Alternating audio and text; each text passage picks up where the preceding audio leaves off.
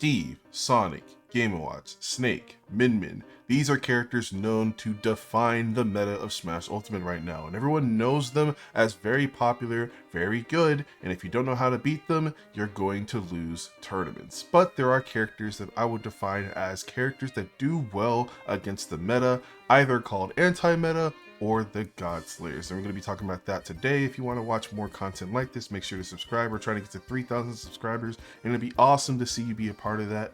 But let's get into the first God Slayer. Man, how far we have come to see Mii Brawler actually become a threat in Smash Ultimate. Mii Brawler has honestly become one of my favorite characters to talk about. The Miis have always had the stigma of being kind of confused because while they are pretty creative in the fact that you can make them anything you want and have different movesets, people have been arguing about the movesets for years, but it seems like there's an optimal one that everyone just agrees is the best when it comes to playing them. Even still, there's a little bit of variation when it comes to flashing Mach Punch, and Thrupper being, the best one by a mile for up B still means that you're going to see some different sets, but everyone knows that you get them going off the top with Thrupper and you kill them at extremely early percents, and Mii Brawler is very, very good at that. Mii Brawler's combo game is extremely deadly, making him a very good counterpick character, especially against characters like Fox and Rob, who tend to take those combos and explode. Rob is especially easy due to his giant size, but Fox being a fast faller that has a bit of a range problem means he has to approach a Mii Brawler who can kill them at extremely early percents.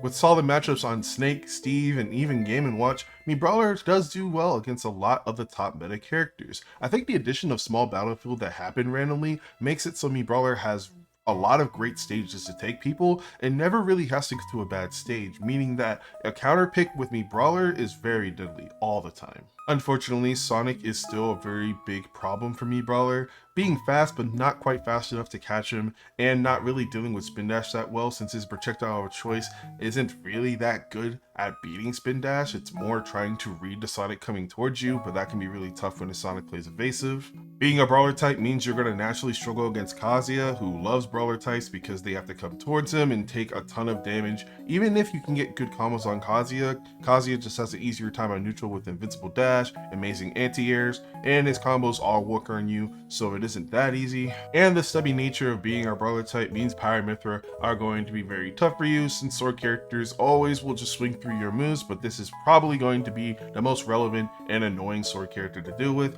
Also, having foresight to go through your up Bs if you don't get them frame perfect can be super annoying as well. I started with Mii Brawler first because I think he's more on the counterpick side. He does have some good matchups in the meta, but has enough bad matchups that I'd say that you're probably going to run into something that's not going to be easy, even if the Game & Watch bracket can be good once in a while. Next up, we're going to be talking about Falco. Falco, known for his cutscene combos and extreme damage once he gets the right hit. It seems like Falco has only gotten more and more popular as the game has gone on. Falco having such low risk hybrid work combo starters means that he's very easy for people to understand and easy to pick up. Even if his neutral is a bit of a struggle, he does do solid against some of the meta.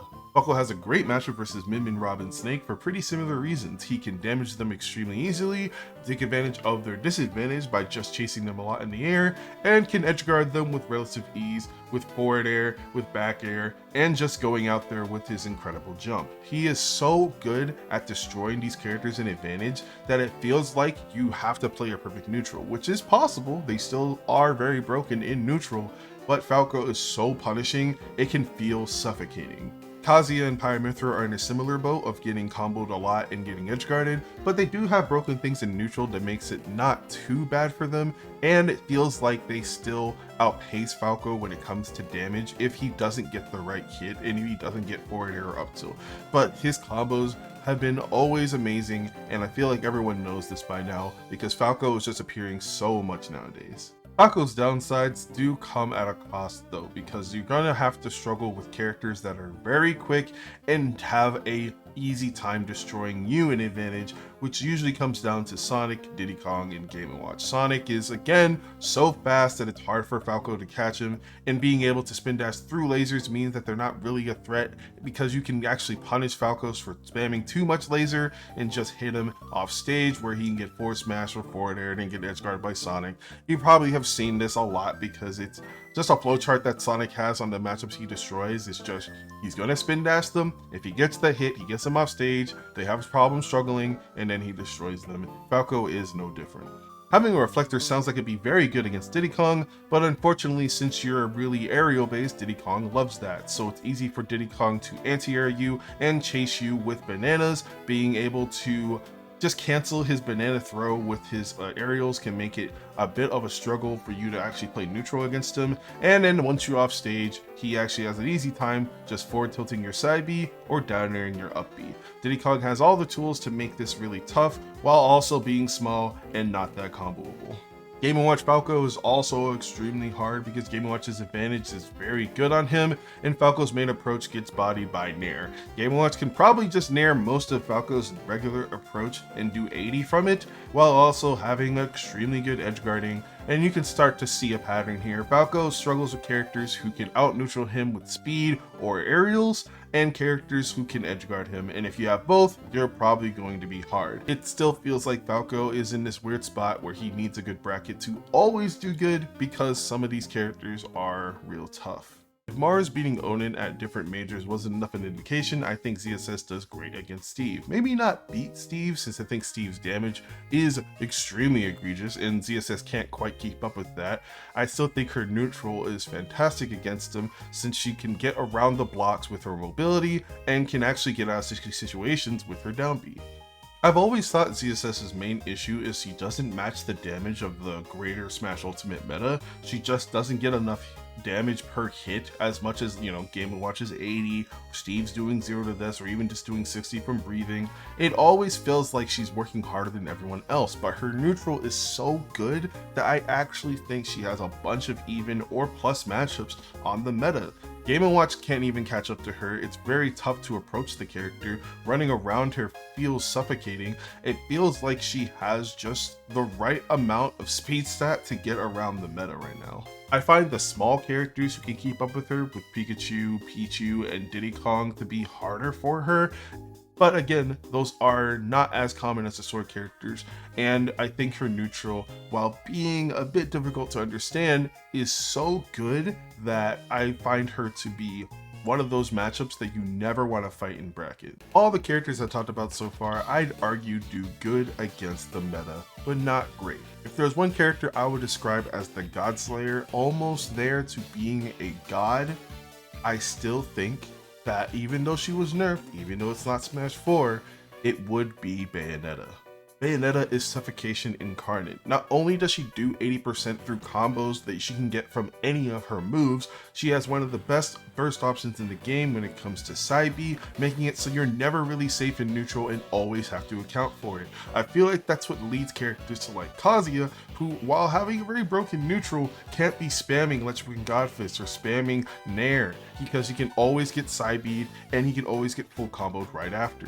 I think Bayonetta is great against Rob. Not only can she combo him extremely well, she has a direct way to deal with gyro and laser, being able to witch time him, and especially if he puts it on the ground, and can edge guard him and bully him in all the positions in the game, making it so Rob is never really that safe and he always has to worry about something. Min Min's greatest flaw is having a poor disadvantage and having a recovery that can be gimped, and who is one of the best characters in the game at edge guarding, always going out there and making you have to play a mini game of trying to get back? It's Bayonetta. Steve is very susceptible to getting comboed, and who's one of the best characters in the game at comboing while also pressuring from a mile away, making it so you can't mine and you can't throw blocks cautiously? It's Bayonetta. Even Game & Watch, who you think would be kind of hard since he's a bit small and feels like she'd have to place her moves well, is still susceptible to getting comboed off the top like everyone else, and he still has to struggle with witch time, making it so he can't down her for free, and she can exploit him because she's just faster, can always camp him with their just ridiculous side Bs and down Bs. It's nuts. And even though Snake and Sonic seem to be the agreed upon worst matchups for Bayonetta, Sonic is still one of the characters that can get witch timed and get comboed, and Snake is very comboable even though his neutral is very hard to navigate around. They're possible, they're doable matchups. Her worst matchups are probably more -1s than anything else. I know a lot of top players have tried Bayonetta and say that she's very awkward to learn because most of the time you're not really doing things like mashing aerials in front of people's faces like everyone else in Smash Ultimate can. Her grab doesn't get as much reward as everyone else, so you can't really spam that. She doesn't have a projectile that's, well, she has projectiles. Her guns are projectiles, but they're not in the way that you can combo off of them. They're more in a way of just extending damage or trying to get people to approach you. But Bayonetta is still crazy. I think she is in contention of one of the best meta characters that's not really considered meta, because if she's anti-meta, she's easily the best anti-meta character in the game. Thank you guys for watching. I appreciate people who tune in every day. We're going to be trying to release videos every day for the month of September, so let me know if you have any ideas or have any videos you want me to do. I have a lot of ideas. Let's hope I don't burn myself out, but yeah, I'll see you later.